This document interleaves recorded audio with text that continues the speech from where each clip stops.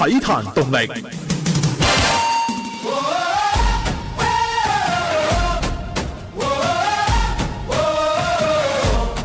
大家好，我係殷偉文，我係鍾偉文。三藩市星島中文電台2026年世界盃特輯。鍾老闆，今日想考下你對世界盃有幾多嘅認識，夠唔夠膽接受我嘅挑戰？好啊，師傅，我即管放馬過嚟，我試試啦。我都算係一個老球迷啊。如果唔係太深奧嘅，我諗都掂啩。你應該都掂嘅，我係咁演噏下啫。世界盃邊一年係第一屆？有幾多支球隊參賽？喺邊一個國家舉行第一屆嘅賽事？呢條考我唔到，因為我之前咪同你講我做過功課嘅。1930年喺第一屆咧有13支球隊參賽嘅，喺烏拉圭舉行第一屆世界盃。當時因為交通唔方便，好多嘅歐洲球隊啊，因為大西洋長途航行而未能參賽嘅，係僅係有13隊球隊進行咗18場比賽。好啦，我又再嚟問下你啦，點解會有世界盃舉辦嘅呢？因為當時奧運會咧喺1920年代，奧運會嘅足球賽咧喺世界上係好重要嘅國際賽事。當時國際奧委會咧堅持嚴格嘅原則，只有業餘嘅運動員先至可以參加奧運會。歐洲同埋南美洲嘅職業足球已經係進展得蓬勃發展到一個好好嘅階段㗎啦。好多頂尖嘅球星咧都轉為係做職業球員，咁即係意味着如果堅持奧運嘅原則，世界上最好嘅一批足球員係永遠都無法喺呢個最高舞台上面交手嘅。1928年正式創辦世界級別嘅足球賽，組織全世界每個國家嘅精英隊參與比賽，每4年一屆，每一個國家派出自己最 top、最 fit、最巔峰嘅球員出嚟比賽。喺1930年第一屆世界盃正式揭幕，係只有13支球隊參賽。歐洲球隊係要長途跋涉，越過大西洋，千里迢迢去到南美洲嘅烏拉圭，交通並不方便，海上航行嘅時間係要10多天嘅，先至到達烏拉圭。所以有好多歐洲嘅強隊咧係冇參加第一次嘅世界盃。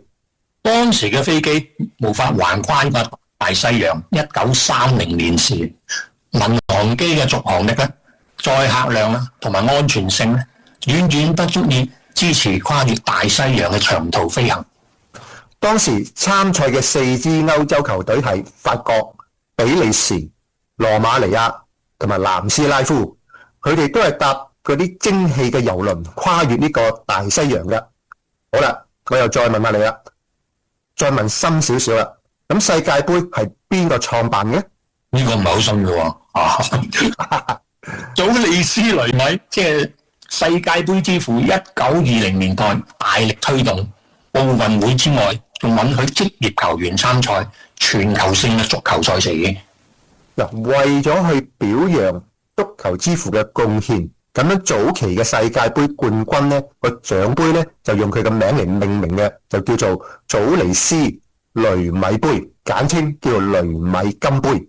後來啦，1974年先至改到現在嘅大力神杯。之前嘅雷米金杯啊，進展到而家嘅大力神杯啊，其實中間過程中係有個估，有段估嘅喎。係啦，冇錯啦。1970年以前，世界盃使用第一代獎杯雷米金杯。如果係有國家能夠累計奪得3次世界盃冠軍，就可以永遠保留呢個獎杯嘅正品。唯一永久保留嘅雷米金杯嘅國家呢，巴西隊喺1958年、1962年同埋1970年3次奪冠，因此喺1970年咧正式獲得咗呢個雷米金杯嘅永久擁有權。咁歷史嘅悲劇就好遺憾嘅咧，就係呢一座被巴西永久保存嘅雷米金杯喺1983年巴西里約熱內盧嘅足協總部好不幸地被人偷走咗，至今咧都下落不明。咁外界咧就有一種普遍認為呢座金杯咧已經俾人哋用咗，變成黃金賣咗啦。目前巴西保存嗰座金杯咧，其實係一座複製品嚟嘅，唔係個真品嚟嘅。因為第一代嘅獎杯咧，俾巴西永久保留啦，之後又俾人偷咗啦。咁啊，國際足聯咧喺設計第二代呢大力神杯咧，就吸取教訓，取消咗3冠永久保留嘅條款。現在咧，不管係阿根廷啊、德國啊，佢攞咗幾多次冠軍都好啦，嗰個大力神杯咧嘅真品啊，係只能夠俾你短暫拍照、影相同埋錫下佢或者親吻都得，但係永遠都唔可以帶翻屋企。能夠永遠保存嘅咧，就只係國際足聯俾佢嗰個鍍金嘅複製品啫。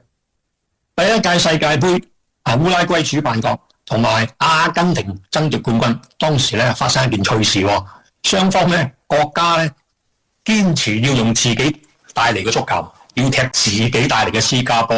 咁啊，國際足聯咧想有一個史無前例嘅切磋方法。上半場咧就用阿根廷提供嘅足球，下半場咧又換翻烏拉圭提供嘅足球喎。咁上半場咧就用阿根廷嘅足球，雖然係由阿根廷國家提供嘅，但係呢一個波咧實際上咧係從呢個蘇格蘭進口嘅。咁上半場嘅戰果就係阿根廷用自己帶嚟嘅私家波，就踢完上半場咧就以2-1暫時領先烏拉圭嘅。喺下半場用烏拉圭嘅足球咧。雖然咧係烏拉圭嚟講，但係喺實際上咧，當時咧係英格蘭進口嘅足球。下半場結果換咗烏拉圭咧熟悉嘅足球外咧，咁啊下半場咧就連入3粒，最後反超前喎，以4-2擊敗阿根廷，奪得史上第一座世界盃冠軍。咁現在舉辦世界盃嘅球場就好靚啦，啲草綠草如茵啦。咁球場上面嘅草地好靚嘅，究竟係用真嘅草皮啊，定係用人工嘅草皮咧？呢個問題有啲考起我喎。佢話而家主辦嘅世界盃嘅球場咧，用嘅唔係純正嘅天然真草，亦唔係用傳統嘅人工草皮，而係混合兩者嘅技術，叫做混合草皮。嗱，混合草皮嘅本質依然都係以真草為基本嘅，佢係佔咗95% 以上。但係喺個草皮中咧，佢係會利用嗰啲機器掘到大約20公分嘅深度，再積入5% 嘅人造嘅纖維，我哋叫做人工草皮。點解我哋講下又講下世界盃嘅場地嘅草皮咧？因為喺1938年第3屆世界盃就有一個新聞奇聞，你應該講係奇聞發生咗，就係叫赤腳踢波。喺波蘭對陣巴西嘅時候，嗰場波咧就喺法國嗰個斯特拉斯堡舉行嘅。當天就落起暴雨啊，成場足球場咧就浸晒水，草地嘅瞬間就變成泥濘，變咗沼澤地。咁巴西隊嘅前鋒，草地就變成泥地啦。佢瞬間咧，佢對鞋咧就俾啲泥扮啜實咗，咁所以連鞋都甩咗嘅，所以叫做赤腳踢波啦。今時今日世界盃球場咧，唔會再有呢種情形發生噶啦。草地咧就整到好靚，去水亦做得好好。咁1970年世界盃第一次係用呢個彩色電視直播賽事嘅。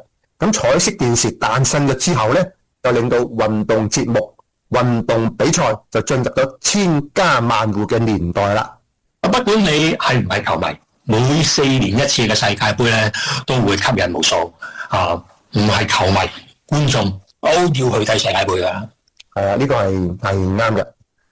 每一屆嘅世界盃都離唔開以下嘅幾種特質嘅：強隊輕敵、放水、翻車、大失水準；弱隊就爆冷、殺出重圍，令到你有意想不到嘅結果，亦令到一位籍籍無名嘅球員可以一戰成名，身價10倍唔止啊！而家講緊100萬倍啊！啲點擊率，同時咧亦可以講咧，紅透半邊天嘅大牌明星一場波過後可能會打入冷宮啊！令到一個從不起眼、無人知曉嘅國家可以一夜爆紅，可以吸引幾十億人同時觀看世界盃。世界盃咧已經係超越任何運動節目，收視率係全球最高嘅。不管你係老球迷或者係新兵上陣，唔睇到最後，你都係唔會估到最終個結局㗎。呢個就係世界盃嘅魅力，呢個就係世界盃吸引眼球嘅地方啦。好啦，咁啊，我哋今日講到呢度就差唔多啦噃。鐘老闆要同各位聽眾講拜拜啦噃。拜拜。OK， 拜拜。理想生活